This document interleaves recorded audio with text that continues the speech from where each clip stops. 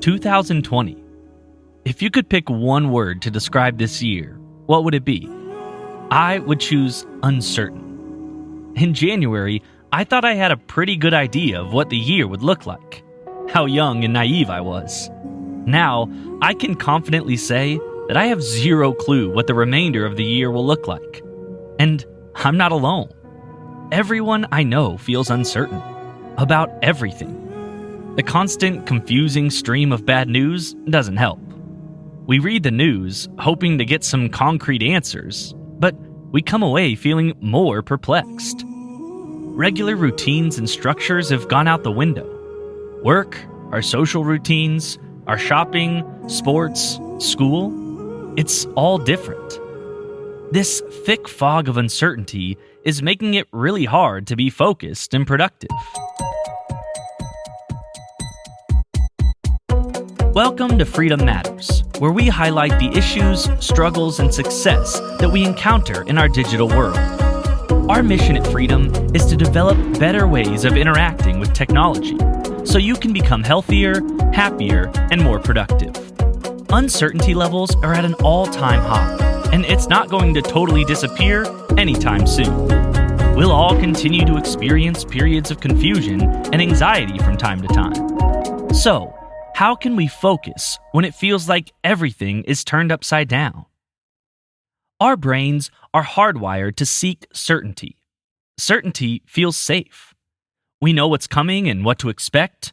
We can formulate our response in advance, mapping out what we'll do and when we'll do it. Our brains equate certainty with survival and uncertainty with danger. We crave certainty so much that we would rather experience pain right now than live with possibility of pain in the future. In a test conducted by British researchers, participants who were told they definitely would receive an electric shock were significantly calmer than those told that they might be shocked. When we confront the unknown, stress levels dramatically increase. Our brains go into overdrive, trying to figure out how to best protect us, looking for something solid to hold on to. We desperately want to know what's going to happen. In a 2009 study, Daniel Gilbert, Yoav Baranon, and Timothy D. Wilson noted that the presence of uncertainty intensifies existing emotions.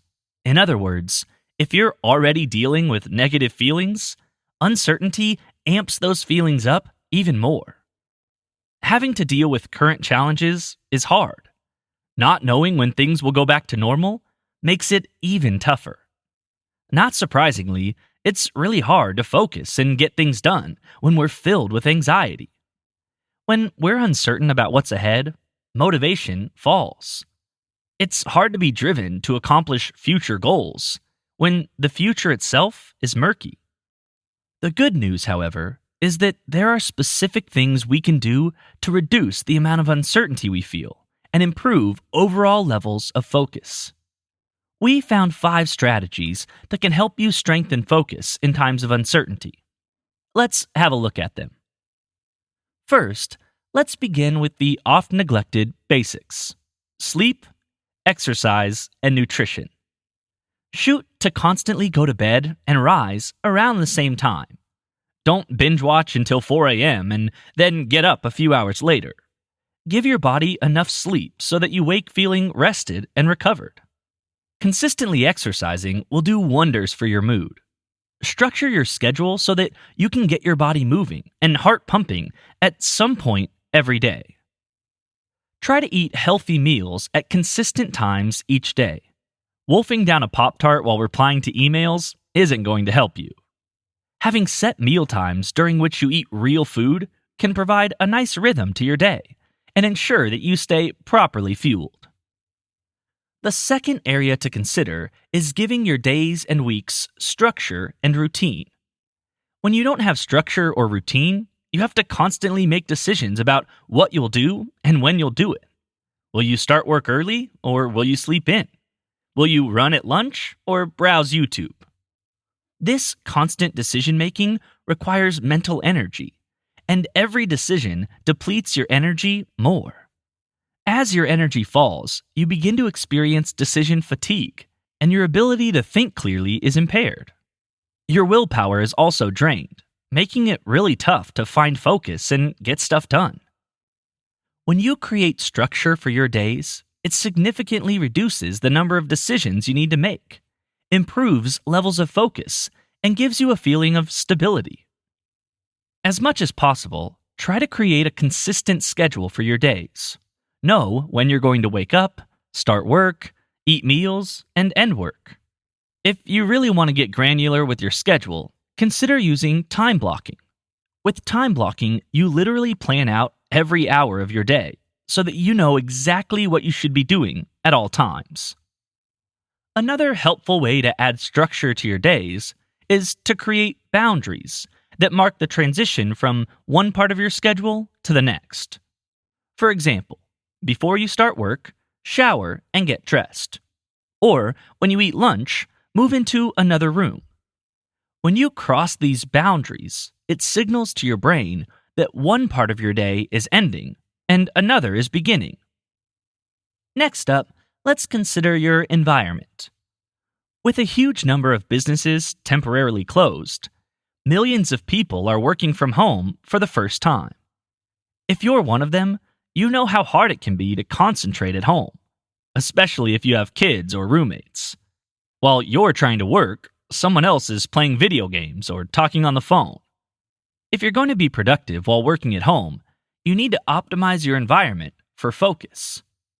Choose a spot in your home where you will primarily work.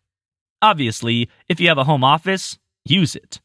If you don't, choose a well-lit spot where you'll be comfortable working for stretches of time. Don't choose a dingy area that you hate being in.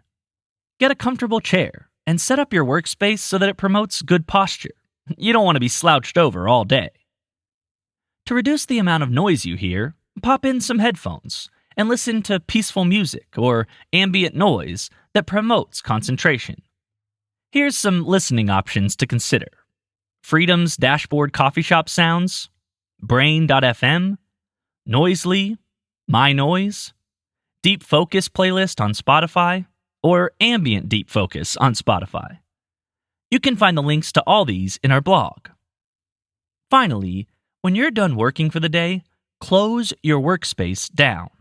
Close browser tabs, shut your laptop, etc. This boundary signals to your brain that you're moving from work to rest. The fourth strategy to help you through turbulent times, and of course, an important one to us here at Freedom, is to eliminate digital distractions. During a crisis, the temptation to browse online is amplified.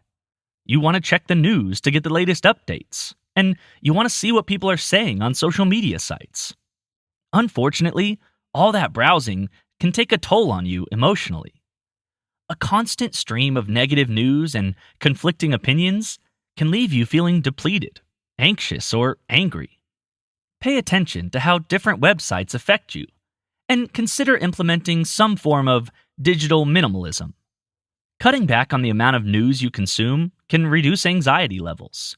Spending less time on social media can give you increased mental clarity.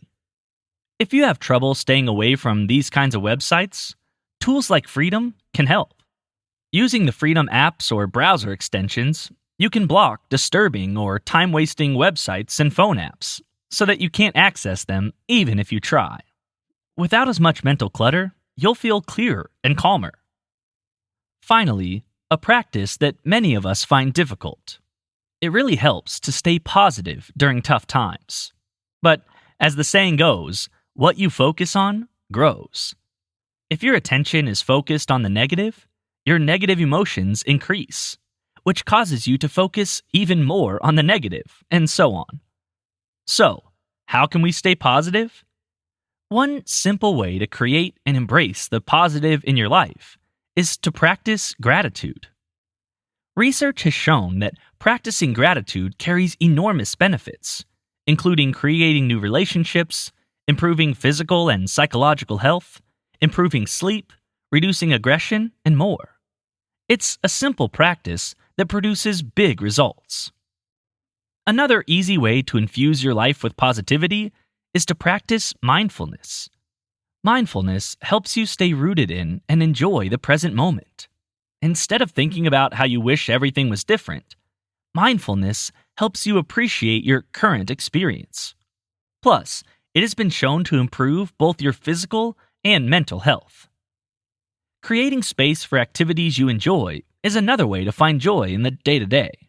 Go for a walk, bake a cake, read a great book, watch a classic movie. Doing these kinds of small, enjoyable activities fills your day with pockets of pleasure. And of course, reach out to loved ones and friends.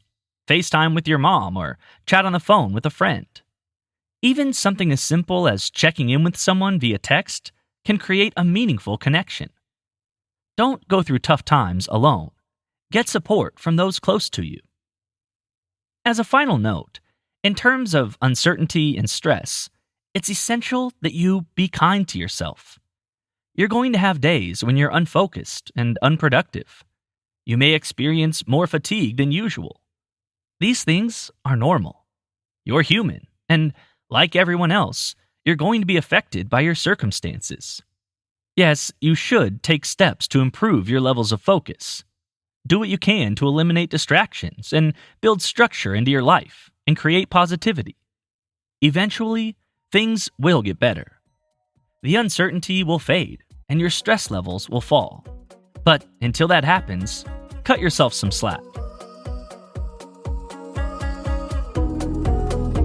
Thank you for listening to Freedom Matters. I'm your host, Mike Goodrick. Learn more about us. Just Google the word freedom, and you'll find freedom.to at the top of the results. Until next time, I wish you happy, healthy, and productive living.